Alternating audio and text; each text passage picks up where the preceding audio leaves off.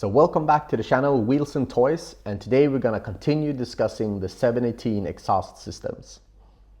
In the last episode we talked about sort of an introduction to what manufacturers there are and what to think of when sort of being introduced into this world of the exhaust system for the 4.0 liter engine. So that's the Spyder, the GT4, but also the GTS models with the 4.0, so the Cayman and the Boxster as well. If you want to understand more and see that, if you haven't seen it, I think you should do that as well. It's linked below, but you can also click the link up here right now. That gives you an introduction to some of the manufacturers. There are more, I'm aware of that. A lot of people have pinged me and asked me like, why didn't you introduce or bring in Dundon? Why didn't you include Capristo, Miltec? There are several more brands. I just choose the ones that I think are the most interesting in different aspects, to the highest level, to maybe the cheapest one, but also some other parts. So there are more manufacturers, but this episode today includes some information that will be very helpful whatever manufacturer you decide to go for. I'll also end this video with sort of explaining my thoughts and also introducing what system I went with.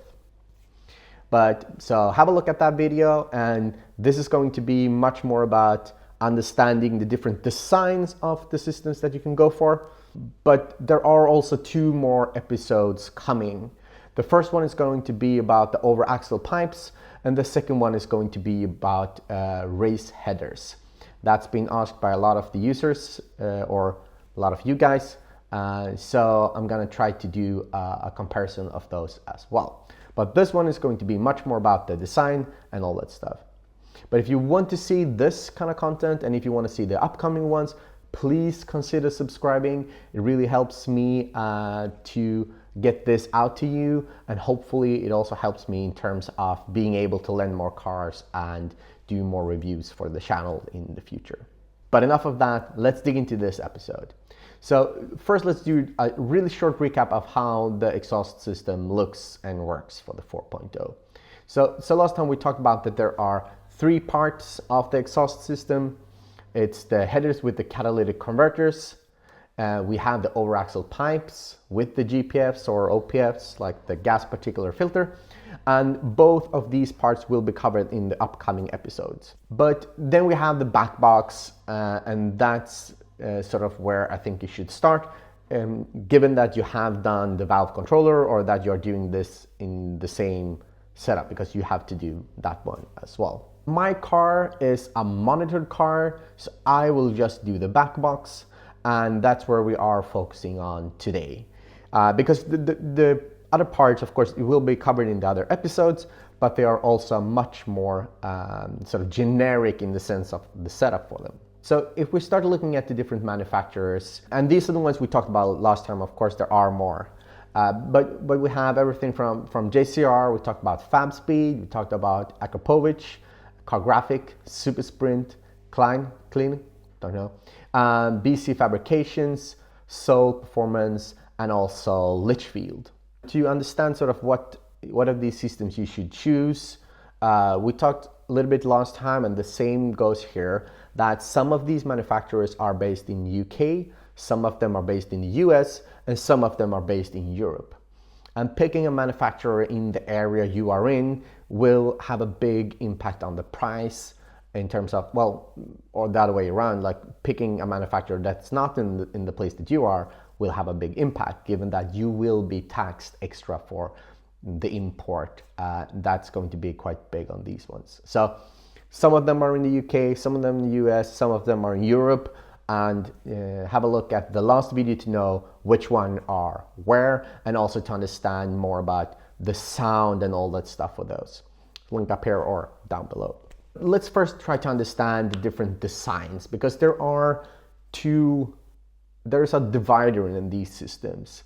So we'll start looking at the design of how the engine works again. So first we have the cylinder banks, and of course this being a 6-cylinder Boxster engine, we have 3 on each side.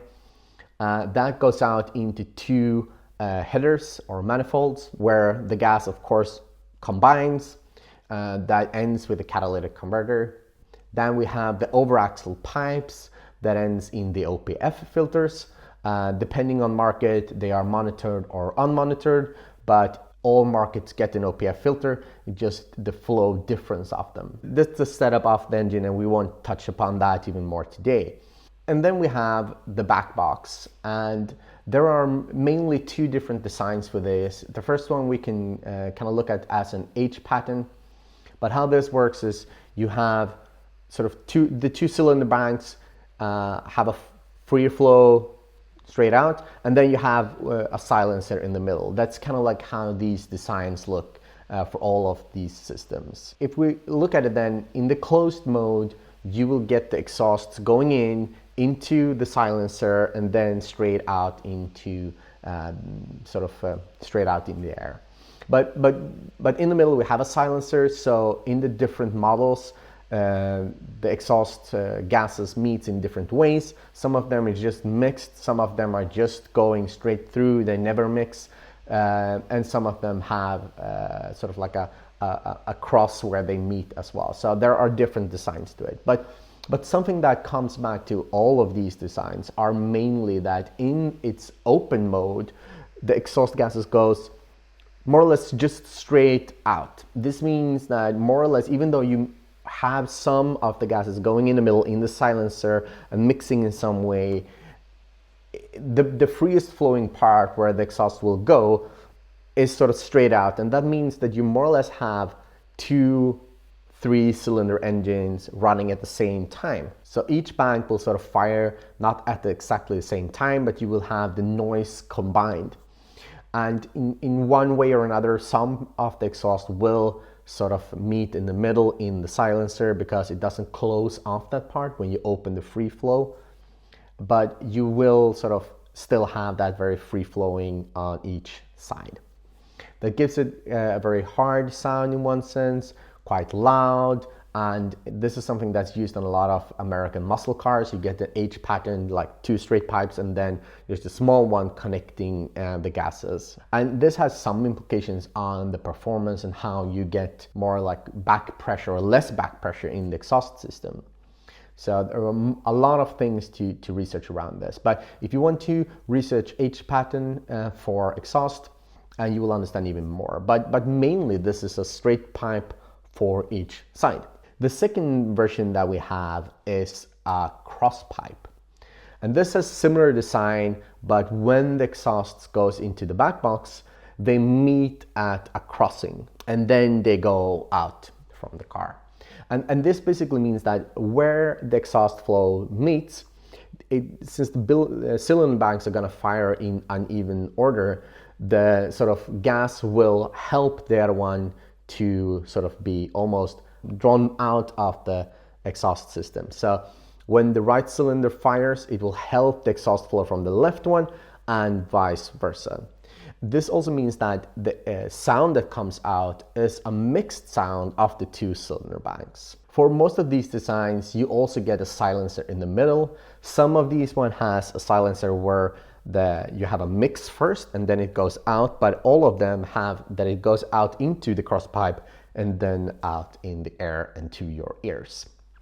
But some of them also have a very sort of straight up cross pipe design where you have one part of the silencer, like the silence part, will have smaller silencers put on a smaller diameter of tubing, and then when you open it up you will have the freer flow. So a complete sort of cross pipe setup. So we have the 2 different designs. We have the H pattern, which is more straight from both of the cylinders. This is going to be seen on the bit cheaper systems, but also on some of the actually the most expensive ones. And then we have the cross pipe, which is going to be on some of the more racy sound. So you get a little bit of a higher pitch, I think, on the cross pipe systems that I've seen, while you get more of a maybe muscle car sort of roar sound for the H pattern. So 2 different designs to understand what you want to go for. So if we start looking at the cross pipe, and see what manufacturers are offering the cross-pipe solution. So we'll go through them from top left and down, and we're also gonna talk a little bit about what sort of the setup for these ones are. So first one are JCR. We talked about them last time as well. I think these systems really sound great. They are offering all of their systems a cross-pipe setup, and this is a cross-pipe setup. So if you go for a silenced version, they have unsilenced as well, you will have two separate silencers. This is a fully and very nice titanium setup. One of the best systems out there, but also quite expensive, especially for me living in Europe and JCR being in UK. So we can say that JCR, that's a cross-pipe setup. Next one is FABSPEED. And this is a bit of a mix because in the closed version of this one, the exhaust flows goes into the crosspipe in the middle and then out. But in the open version, it's just straight out. So in one way, it's both of the versions, but I'm going to focus today on the open valve part of them, because I think that's where most people are gonna run these cars, and especially that might be why you're getting an upgrade of your exhaust. So for the FABSPEED, since it's going to be straight out, it's not going to be a cross-pipe setup. And the third manufacturer are AKRAPOVIC. Their system, it's kind of hard to see and tell exactly what's happening inside of these three silencer boxes, but as it looks of it, it's going to be very similar to the OEM design, just freer flowing, and that is going to be an H pattern. So this is not a cross-pipe setup. And the fourth are gonna be Cargraphic. Cargraphic are offering multiple different systems or back boxes and a various setup of overaxial pipes and street headers, but this is going to be for the back box. So the back box comes in three different designs. The first one is a touring version, and the second one is right now a track competition version, which is going to be updated into being a cross-pipe setup. And then we have the one that's actually called cross-pipe racing. So the first one, the touring, it's the H pattern, while the cross-pipe and the upcoming track competition is a cross-pipe. So you have H-pipe and two cross-pipes, which means for this comparison, I'll put it as a cross-pipe setup. And the fifth system is SUPERSPRINT. And I think you can see this very clearly on the image. This is something we talked about last time, that this is one of the more cheaper options. With that said, it's not sure there's going to be a bad option. It sounds quite nice, and it is of a high quality and a very famous company in that sense. So it's not a cross-pipe setup, it's an H-pipe setup, so therefore we're gonna grade out right now. And the sixth one is KLINE. Someone please get back to me how I would pronounce that one. Let's call it KLINE. And this system is a pure cross-pipe setup.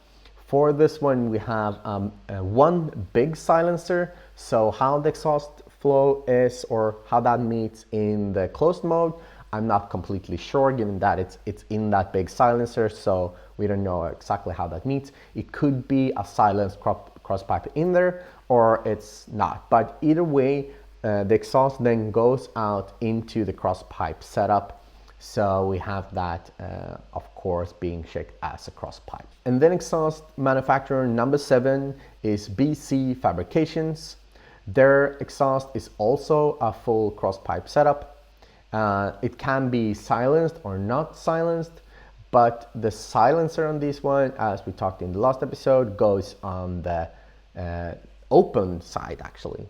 And there's a smaller diameter of tubing on the closed side instead to bring the noise levels down just a little notch.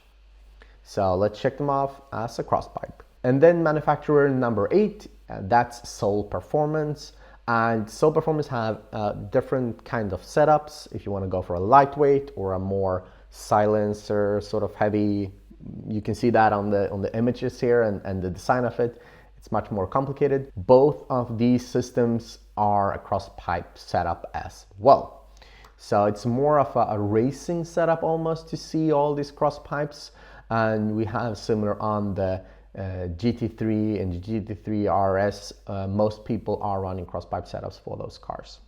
And that's why you get that almost racy, high-pitched tone. And the last of the bunch for this comparison, of course, once again, there are a lot more of them, but this is going to be Litchfield.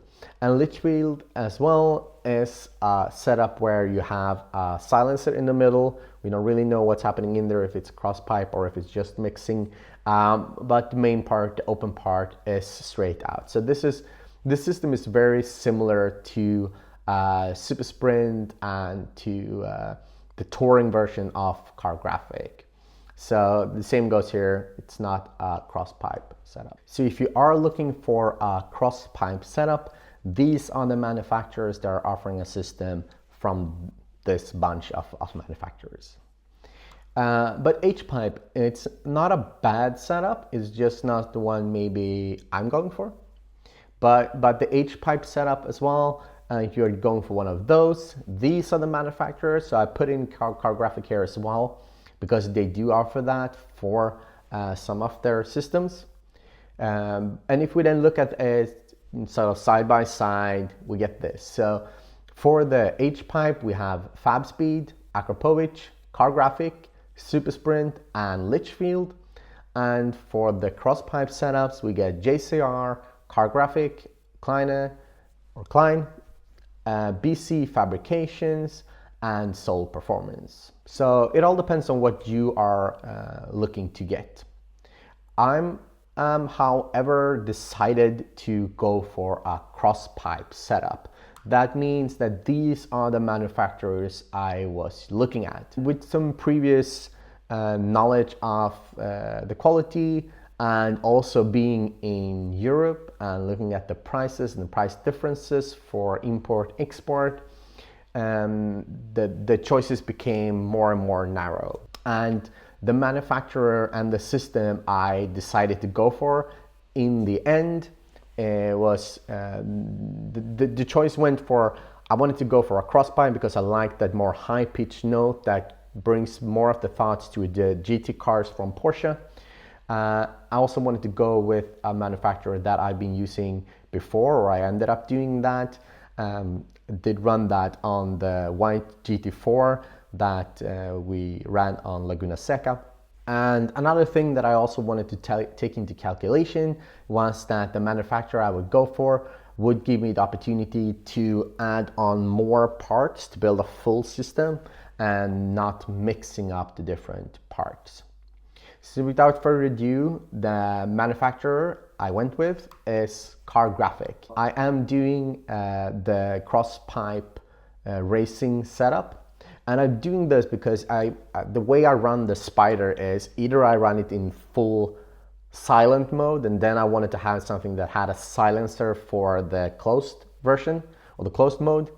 But then when I run it actively with the open valves, I wanted to just be as crazy as possible. And this setup was also something that I felt was going to be the biggest sort of versatility of the car, being more of a GT cruiser in one sense, while being more of a screaming GT car from Porsche on the other side. Also being in the sense right now that I will only go for the back box as a first step, I think this is going to give the best or biggest difference in sound.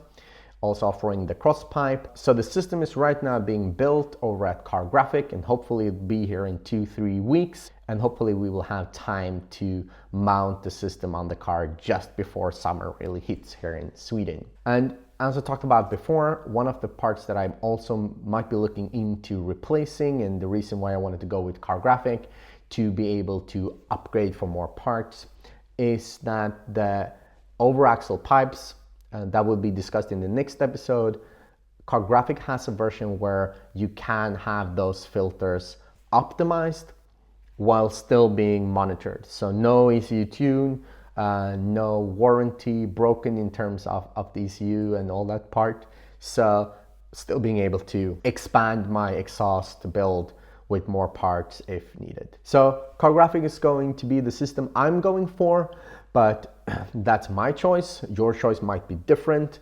If you're just running a GT4, you want to go on track and you want to have the possibility to just have a lightweight system, maybe FABSPEED's racing system, or if you want to go for sole performance, there are multiple versions that are lighter than this one, but I think this is the one that will fit the Spyder for me the best.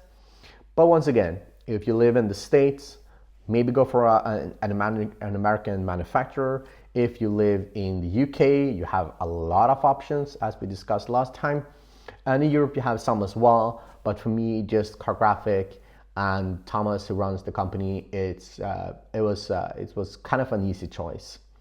And it actually seems like a lot of people have gone for this system. That also makes me feel quite confident that I made the right choice. But of course, that also means that it takes a couple of weeks to get it. So if you are looking to get one, hit them up. They're more than happy to answer all your questions about what setup you're going for and what system fits you the best and your needs the best. If you are in the States and want to get a Cargraphic system, because around 40% of you are actually living in the United States. If you're looking to get a system from Cargraphic, you can also hit up John at Flat 6 Motorsport, and he will happily help you get one of these systems shipped to you and your car. So this is going to be the end of this episode. We are coming back with the overaxle pipes and the comparison for those, and we're also doing the street-headed setup, even if that's a little bit maybe over the top for some people, but we are going to do that as well. So please consider subscribing and hit the little bell, as people say,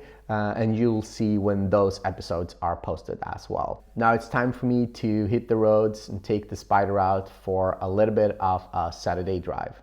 Until I see you next time, take care, be safe, and have a good one.